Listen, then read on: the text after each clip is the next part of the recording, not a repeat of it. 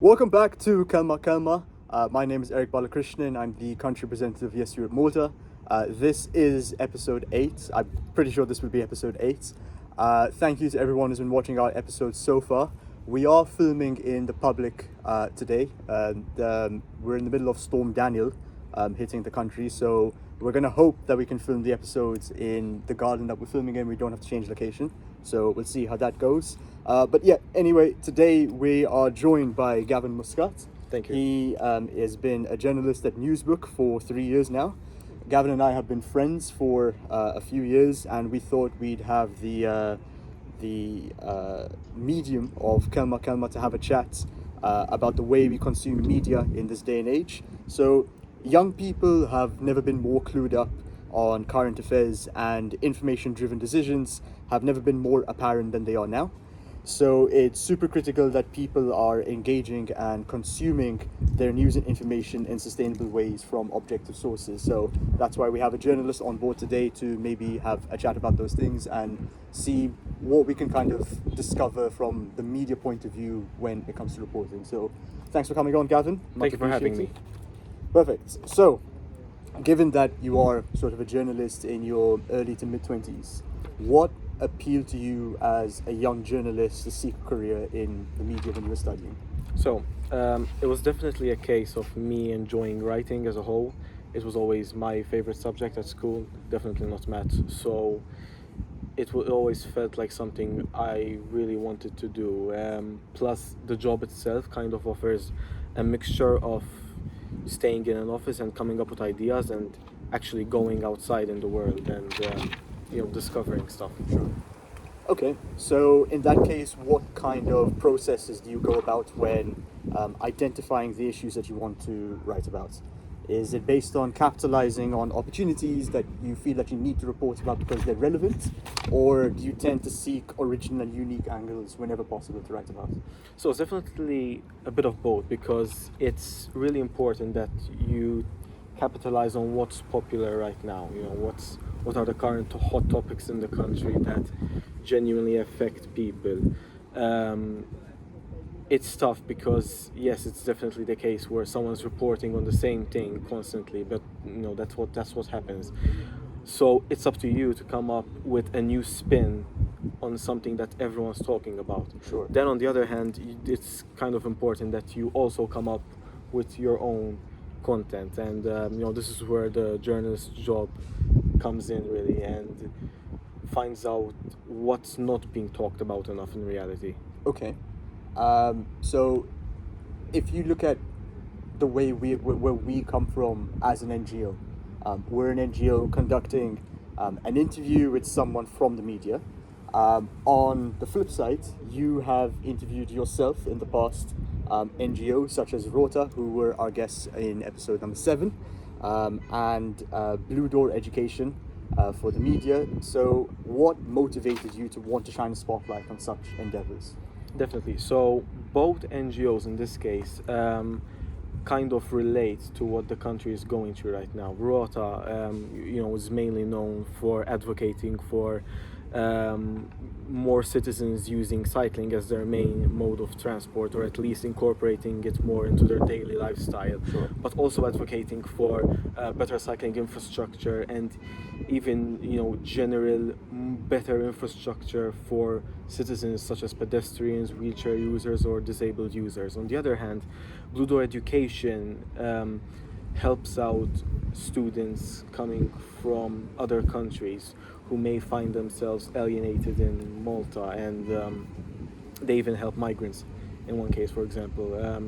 It was quite interesting because at the start I thought that they simply offered English language classes for their students, but it was not just the case. They helped students out, for applying for Talinia cards, for example, or opening a bank account, or making a report at their local police station. So it was definitely interesting seeing how these NGOs really operate, because we tend to think of NGOs as press releases every once in a while and that's it, but there's so much more to uncover in them. But do you think, because you would have obviously gained insight when you were doing that interview with them sort of then and there, but you might have identified things where you thought you might be getting insight anyway. So obviously, you wouldn't quite know what kind of content you'd end up making if you kind of don't make the leap to go and make that content. So you mentioned something about Blue Education, where there are things you found out about the way they support sort of student welfare. Was that something that you knew beforehand, or did they reach out to you? How do you go about that process when you're trying to make content? It was interesting. The name came up online, and I was, curious about it, and I found out that they offered English language classes for free for these students. So I thought it was an interesting thing to look into, and then I found out that their work goes beyond these English language classes. It's much more than that. It delves into the human side of students who may find themselves in Malta and may find themselves not really gelling well into Maltese society, Sure. which mostly speaks Maltese or English. If Yeah. you don't know that, then you're stuck really. So okay, with regards to like content creation, right? Media entities have an obligation to its stakeholders to attract as great an audience as possible, but they also have an obligation to its readers, its viewers, its listeners, depending on the content being made, to deliver the content that they should be engaging with. So how difficult is it to create content that sort of satisfies both of these requirements? Okay, so obviously you have to give readers what they want at the end of the day. Yeah. It's also a case of trying to put something forward, to sort of shoe something in, shoe in an idea that's not being talked about enough, and in a way make it engaging. I mean, that's where the job becomes tough. You have something that you want to write about, which is great, but you have to write it in a way that's engaging. Should you make it longer? Should you make it shorter? Should you incorporate videos? Should you incorporate more photos? Should you conduct an interview really with it? That's where your priorities lie as a journalist, and Sure. it's also a case of you making your own priorities. I mean, some articles are not that important and you can write them down 5 minutes and forget about them, but other articles are definitely worth looking more into. I had not known much about Rota just from their press releases, so I decided to look into what they offer and what they want. And in this case, as the country struggles with traffic and pollution, that's where Rota came in, Mm-hmm. and that's where Rota offered a wide variety of proposals. No, and definitely, I think that was one of the things that at the time of recording, the Rota interview hasn't gone out yet, but obviously I sat through the interview, so I know what I talked about with Dwayne from Rota. But that was one of the critical things that we looked at, is that I think for any kind of, this isn't something that we wrote down, but I think for any kind of sustainable decision, it's all about being proactive rather than reactive. Exactly. So you're identifying an issue, and that issue is creating a problem. So what do? Do you fix the problem as a reaction to the original issue, or do you try to identify what that original issue exists? So for example, case in point, we have lots of traffic in Malta. Why is that the case? We have lots of cars on the road. So one of the things that the government tends to implement is investing into better infrastructure. Widening of roads, all that means is that you're creating more space for more cars to be there. Rather than trying to look at the problem and go like, okay, there are too many cars on the road, and maybe our roads don't require widening, but there should be more of an investment into, I guess, more sustainable means of transport, better education with these things, cycling, better public transport. Obviously now public transport is free in the country, so that's obviously a good step, and that should incentivize that. But also every summer, and we're filming this at the end of summer in Malta, tourism is high, and tourists are very used to going to other countries and using the metro, bus, trains, etc. And then they come here and use our buses and end up being stuck in lots of traffic. So that's something I guess there should be more kind of media reporting on. But at the same time, Malta is a really small country, we're very densely populated, and population is always going to be an issue, right? Definitely. I think it's unfortunate. The case is that it's all reactive at the end of the day, Yeah. because the situation has become what it is Sure. because of years of weak policies, and ineffectiveness. So now's the time to slowly start fixing past mistakes, and the solutions you mentioned are definitely a great start. Definitely.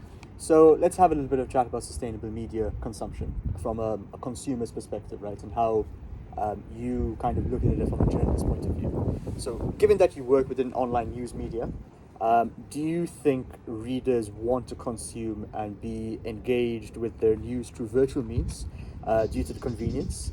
Or are there other reasons why traditional news reading or information absorption is in decline? So it's definitely the case that the internet has practically swallowed up all alternative types of media. Radio is nowadays, in my opinion, limited just to cars and just automobiles at the end of the day. Yeah. Television is limited to the older generations or people who just like to keep it on in the background and have something going on. Newspapers are definitely going the way of the dodo, and nowadays you only see newspapers in cafes, and if someone's there having a coffee, he'll just open up the newspaper and read it. But I don't think many people are actively buying newspapers. No. So the case nowadays is that online media has just swallowed everything up. Online media has so much more advantages. When you have an update to a story, there's no way to update it on other forms of media. Only the internet really can offer you that.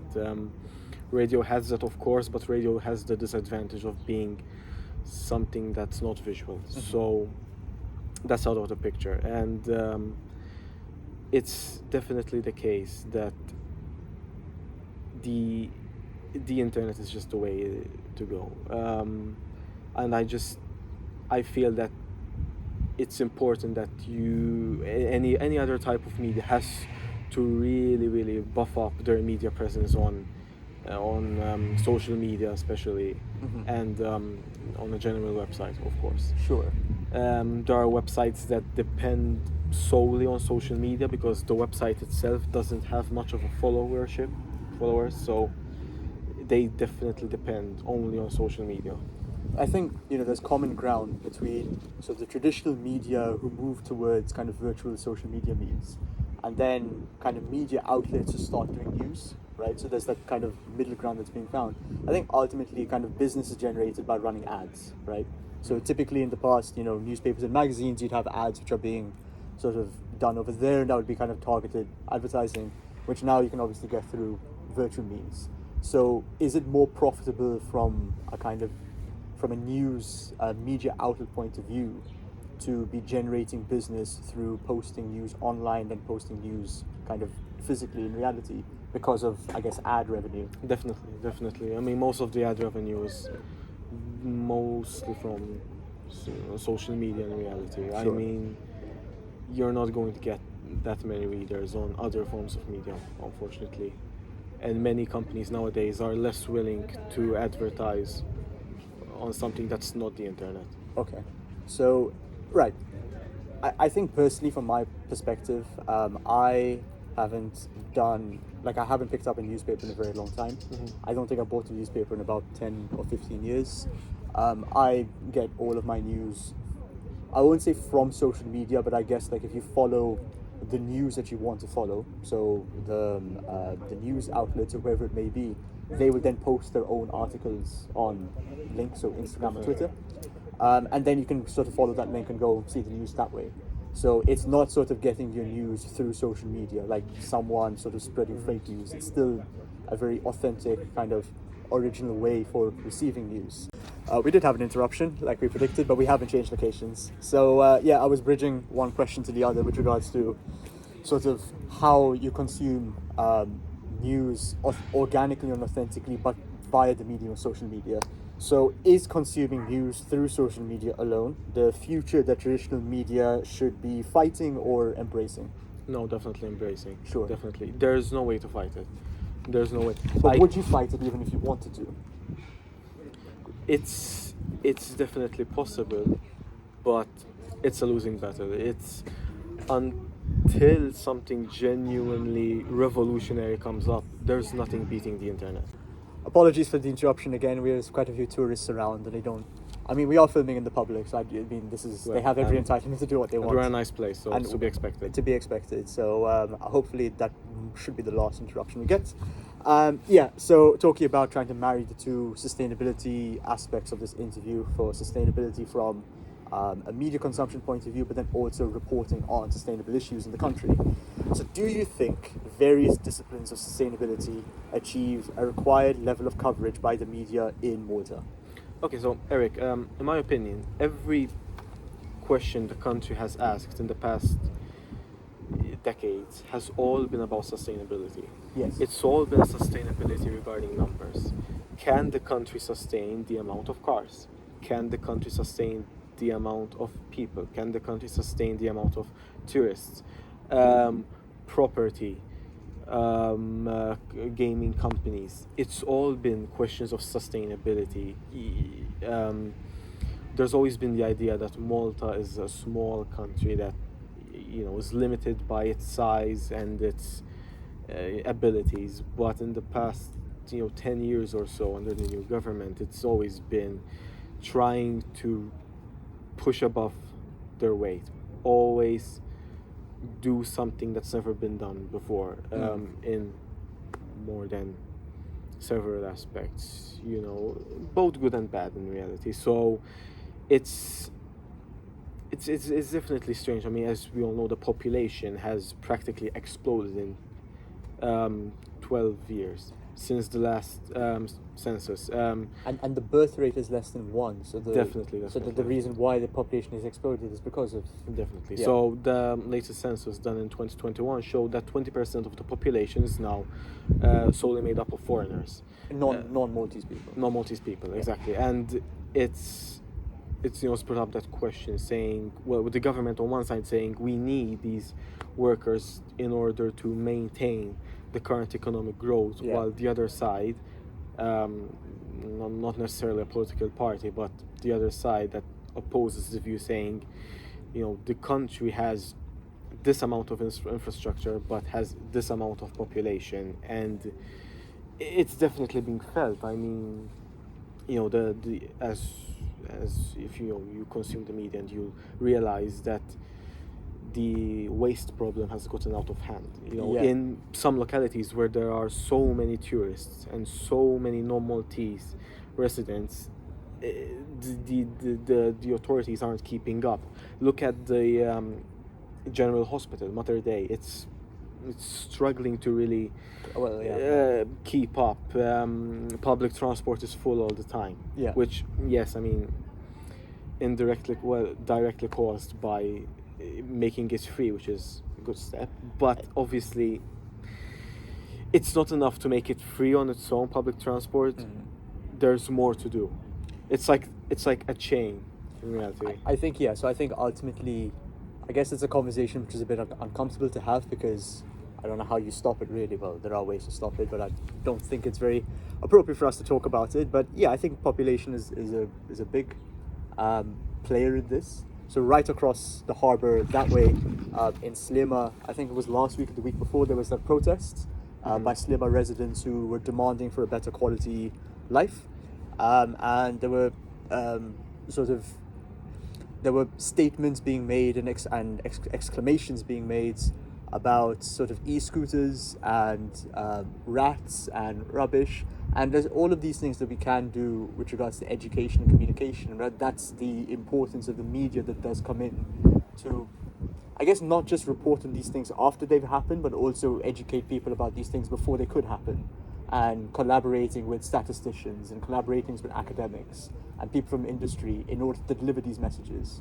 And that's where communication becomes sort of super important in that regard. So do you think that you, as a journalist from the media, feel like it's your responsibility to be able to push these things forward, or do you get briefed by people externally so that you can then form the kind of content you want to make? Like, where do you find that middle ground? So you kind of have both sides to this. You always have those professionals who are always ranting on social media, Yeah. and they're always voicing their opinions, which is a great thing. I mean, that's the power of social media at the end of the day. That's what it was practically created for. However, as a journalist, you always have this sort of internal database in your mind of the people who know what they're talking about on the subject that you're kind of writing about. Obviously, this depends on the subject that you're discussing. Professors always, there's a professor for everything, so they don't really get the chance to voice their opinions most of the time, so they're always down for a comment or two. You obviously have your activists. Sure. As an NGO, you know well enough that activists sort of, in a way, run social media in Malta, because so with physical media basically dying, there's only social media left. And if you don't express your opinion on social media, you're wasting your time, especially in Malta. If you're not utilizing social media to the utmost, you're just screaming into the wind. It's nothing. You had actually mentioned something, and I was jogging my memory about. I believe we talked about in episode 3 with Timothy Alden about whose responsibility it is to educate. So you talk about NGOs, right, who seem to be kind of like a wielders of influence in Malta. Malta in particular, I think we have this kind of very activism kind of nature, right? Definitely. But whose responsibility is to communicate these things? Does it come from above? Do people educate themselves? Is it NGOs and pressure groups? Is it the media? Do you think it's everyone's responsibility? Because in my opinion, I think it should be traditional media, because they're the ones with the experience and expertise and communication skills. But so you brought up NGOs, and that's quite interesting because you're someone from the media and you know that NGOs have a lot of kind of influence. Why is that hole not filled more by the media in that regards? In traditional media, do you think that they haven't quite caught up with the influence of NGOs yet? Okay, so obviously an NGO has members. Yeah. Members that signify, since they're members of said NGO, they will always continually voice the ideals of the NGO. So they have more grounds to cover, whereas the media is limited to reporting what the NGO says. Some NGOs are much more vocal than others, namely, Repubblica, Movement Graffiti, Flimkien għall-Ambjent Aħjar are constantly, expressing clearly what they want, what they're not happy about, and what they want to change. Sure. NGOs tend to garner this reputation of being things that just generate controversy, but that's not the case. No. Generating controversy is necessary to some extent.